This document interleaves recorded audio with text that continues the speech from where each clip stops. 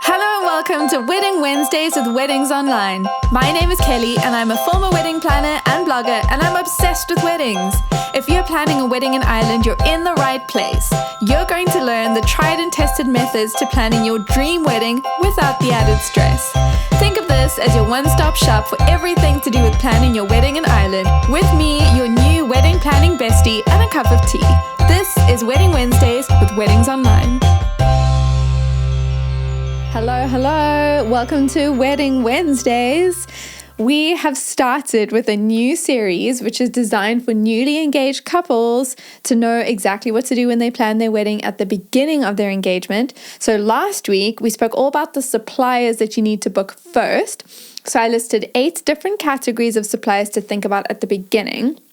Next week, I'm going to help you choose your wedding date, and the week after, I'm going to help you choose your wedding style and colors. All of these things kind of impact one another. And today, I'm going to go through wedding terminology with you. So, have you ever been talking to somebody about weddings? Maybe you've been talking to suppliers or friends, or you've been reading blog posts or scrolling through Pinterest and Instagram, and you've heard a word or a phrase that's made you think, what the heck does that mean? Well, welcome to the world of wedding planning, because there's so much terminology that you get to learn. And so I'm going to go through all these words with you in alphabetical order, and I'm going to explain what they mean. And hopefully by the end of this episode, you will feel a lot more equipped and empowered. You will have some new words in your tool belt. And when you enter into wedding conversations with suppliers and friends, when you're scrolling through blog posts, you will know what you are listening to and what you are reading. So let's get straight into the first one. First one is aisle. So if you've never heard the word aisle before, it's spelled funny, A-I-S-L-E. I'm not going to spell all the words, but that's a funny one that is written a bit differently to how you would say it.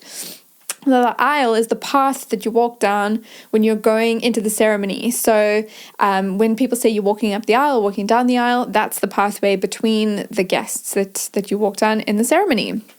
The next word is altar. It's literally the spot where you exchange your vows in the ceremony is the altar. The next one is the bouquet. It's a pretty simple one. It's a bouquet of flowers, but it's a special bouquet because it's your wedding bouquet, and you will see that word a lot. Now, a hint, if you choose to toss the bouquet in your reception, you won't be tossing the bouquet that you physically hold during your wedding. There will either be a special bouquet that your florist will make for you, or you can swap out and grab one of the bridesmaids' bouquets instead, because you want to keep yours, I'm sure. Next one, bridesmaids. These are the ladies in the wedding party, and we'll talk more about the wedding party when we get to the end and we go through W. Bustle. Now this is a funny word, but it's got to do with the wedding dress. So if you think about all the layers in the wedding dress, and it comes time to dancing at the end of the wedding, bustle is what you do when you fasten the wedding dress up at the back so that there's more space to dance and you can move around more freely. Next word is buttonhole. Now you would think buttonhole would be like where you close the buttons. It's not. Buttonhole is actually a small flower decoration that the men in the wedding party will wear, and it's normally somewhere near the pocket. Canapés, my favorite part of the wedding.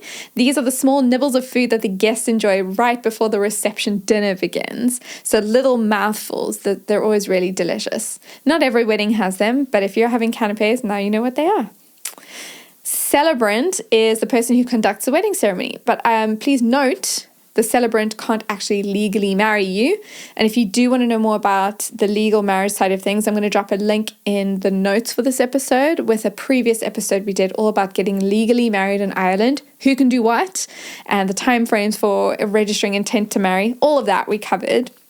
Okay, the next word is centerpiece. That's actually a floral arrangement or kind of piece of decor that's in the middle of the table. So if your tables are round, they'd literally be in the middle, or if you've got longer tables, centerpieces would still be in the middle of those tables. Corkage is an interesting word that not many people know what that means, but if you have a venue that allows you to bring in your own drinks, sometimes they charge you a fee just to open those drinks, and that is called corkage. It's normally a percentage that's added to each bottle or to the certain amount of drinks that you've got. Your venue will explain all of that to you, but that is what corkage means. Next is corsage, another fancy French word. It's a small flower arrangement that's worn on the wrist. Normally, the mothers of the couple will wear a corsage. A destination wedding, get out of town. A destination wedding is any wedding that requires the couple and the guests to drive or fly out of town for the festivities. Now, of course, there's no specific destination or distance that makes it a destination wedding, but anything that requires you to go a little further than your hometown is a destination wedding. An elopement. Now, this is when you opt for an intimate wedding ceremony, usually without guests, but sometimes with just witnesses. It's a bit more of a spontaneous wedding, is an elopement. Favors. You're going to start to see a lot about favors. Those are the little gifts that you give to your guests. At some point in the reception, there'd be some kind of gift or token that you use to say thank you for coming. Flower girl, another part of the wedding party, usually one of the youngest members. You can have a flower girl or a couple of flower girls. They usually walk down the aisle, sometimes sprinkling petals or blowing bubbles or something as they go. The garter is some bridal lingerie, and you'll wear this under the wedding dress. If you're going to have a moment where you toss the garter, that is the garter that you're tossing. It comes off the leg and you toss it.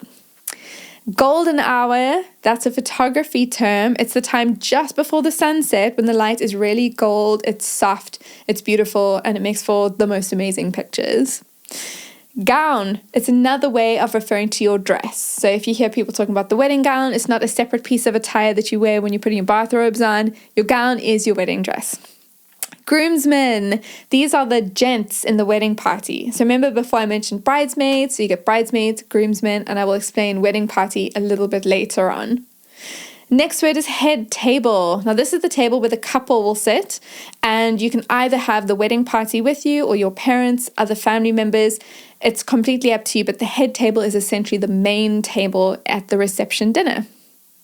Your MC, or Master of Ceremonies, is the person that you choose to announce your arrival. They make all the announcements, and they basically keep all the information flowing throughout the course of the wedding reception so the guests know everything that they need to know. Now, your page boy is basically the male equivalent of the flower girl that we mentioned before. It's a young member of the wedding party. He'll often carry either the train of the dress behind you, or he'll carry the rings. Now, I mentioned before celebrant, but we've got two other words for you, which is registrar and solemnizer, and these are the ones who can legally marry you on your wedding day. RSVP is a French term, which is the polite way of asking your guests to let you know if they're coming to your wedding or not, and it stands for Respondez, s'il vous plaît. I'm sorry, my French is terrible, but I think you get the gist of it. And then save the date. This is a term that you will hear when you're thinking about stationery and invitations. A save the date is basically a piece of invitation that you send to your guests before the wedding invitation, which puts the date in their calendar. It literally asks the guests to save the date. The sweethearts table. So remember we spoke about a head table, which is the main table at the reception. Well, a sweethearts table is a smaller version of that, where it's just you and your other half enjoying the festivities together without the wedding party or parents at the table with you. Speaking of tables, the next terminology we're going to go through is table plan.